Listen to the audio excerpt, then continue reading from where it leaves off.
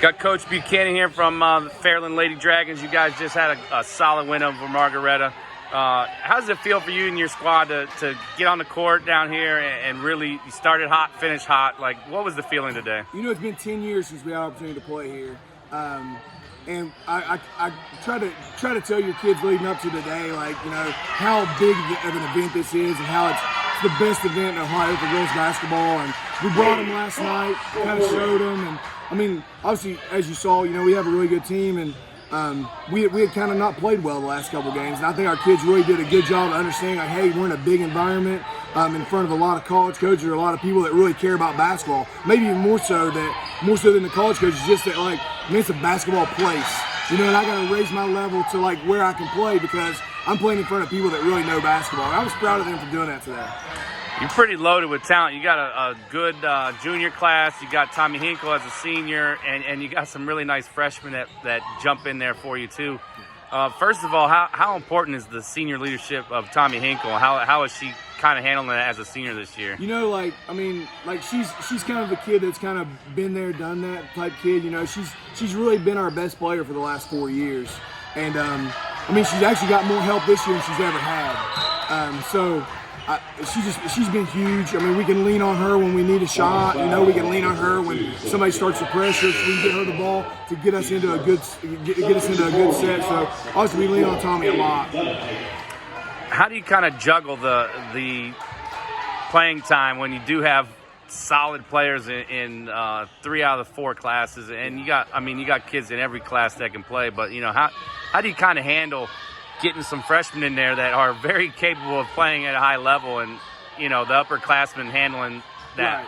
Well, it's interesting you say that because, like, we brought all 5 starters back from a regional final team last year and added 3 kids into the rotation. So all summer long, you know, we really like that. I think that's a big part of why you play in the summer is to, you know, like, try to work on those rotations. And our kids really understood, hey, this is who we're going to be.